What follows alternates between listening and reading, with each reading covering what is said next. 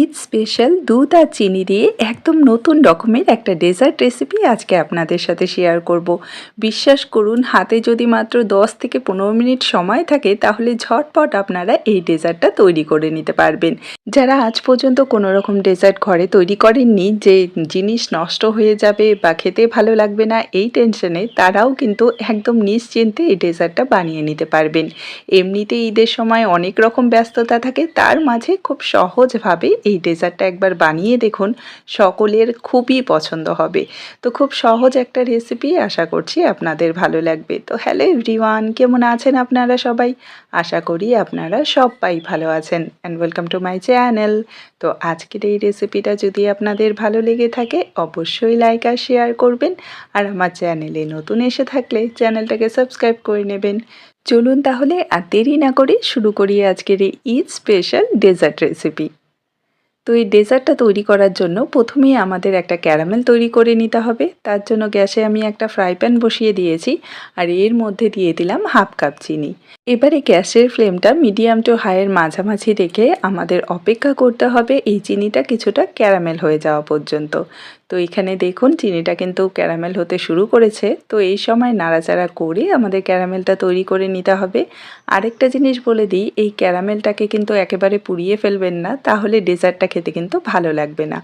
যখনই দেখবেন যে চিনিটা পুরোপুরি গলে গেছে আর তার সাথে খুব সুন্দর একটা ক্যারামেলের কালার চলে এসেছে, এই যে দেখুন ঠিক এরকম হালকা লালচে কালার যখন চলে আসবে, তখনই এর মধ্যে দিয়ে দিতে হবে 2 থেকে 3 চামচের মতো জল। আর জলটা দেওয়ার পর ভালো করে একটু মিশিয়ে নেবেন। আরেকটা জিনিস, এই সময় কিন্তু গ্যাসের ফ্লেমটা একদম লোতে করে দিতে হবে, না হলে কিন্তু ক্যারামেলটা পুড়ে যাবে। তো জলটা যখনই একটু মিশে যাবে তখনই এর মধ্যে দিয়ে দেবেন দুধ।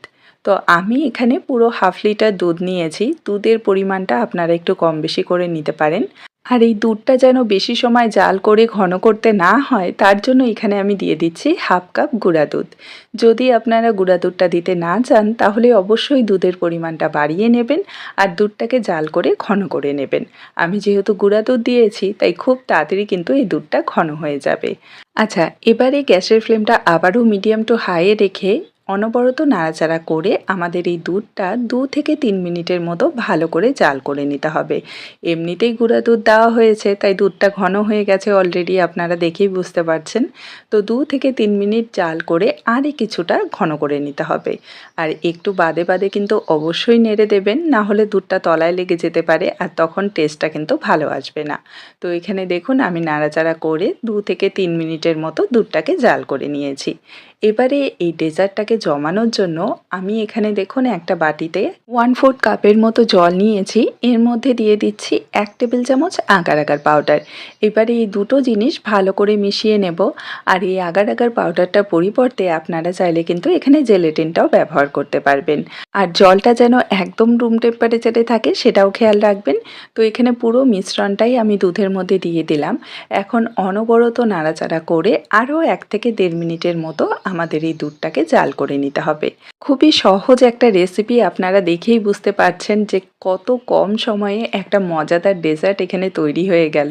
না বেশি সময় ধরে দুধ জাল করতে হলো আর না অনেক কিছু উপকরণের দরকার পড়লো। তো এখানে দেখুন দুধটাকে আমি ভালো করে ফুটিয়ে নিয়েছি আর আমাদের ডেজার্টটা সেট হওয়ার জন্য কিন্তু একদম রেডি। এর থেকে বেশি কিন্তু আর ঘন করার দরকার নেই। এবারে যে পাত্রে আপনারা ডেজার্টটা সেট করতে চান, পুরো মিশ্রণটাই কিন্তু সাথে সাথে গরম অবস্থায় নামিয়ে নিতে হবে, না হলে কিন্তু এটা জমে যাবে, ঠিক আছে? তো এখানে আমি একটা কেক টিনে পুরো মিশ্রণটা নামিয়ে নিয়েছি। আর হালকা একটু ঠান্ডা হয়ে যাওয়ার পর আমি সাইড দিয়ে কিছুটা আমন্ড কুচি ছড়িয়ে দিচ্ছি, যাতে এই ডেজার্টটা দেখতে আরও বেশি সুন্দর লাগে আর তার সাথে খেতেও বেশ ভালো লাগবে। এখন আমাদের রুম টেম্পারেচারে পুরো এই ডেজার্টটাকে ঠান্ডা করে নিতে হবে। তারপরে 1 থেকে 1.5 ঘন্টার মতো ফ্রিজে রেখে দিলেই এটা কিন্তু খুব সুন্দরভাবে সেট হয়ে যাবে। তো চলুন আপনাদের দেখাচ্ছি 1 ঘন্টা পর। তো এখানে দেখুন আমি ডেজার্টটা ফ্রিজ থেকে বের করে নিয়েছি আর এটা কিন্তু খুব সুন্দরভাবে সেট হয়ে গেছে। এবারে একটা চাকু দিয়ে আমি সাইডগুলোকে একটু ছাড়িয়ে নিচ্ছি, এতে করে খুব সহজে এই ডেজার্টটা ডিমোল্ড হয়ে যাবে।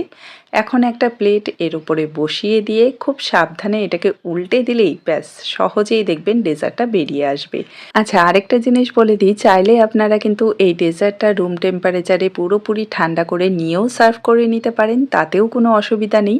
কিন্তু ঠান্ডা ঠান্ডা খেতে বেশি ভালো লাগে, তাই আমি 1 ঘন্টার মতো এটা ফ্রিজে রেখেছিলাম।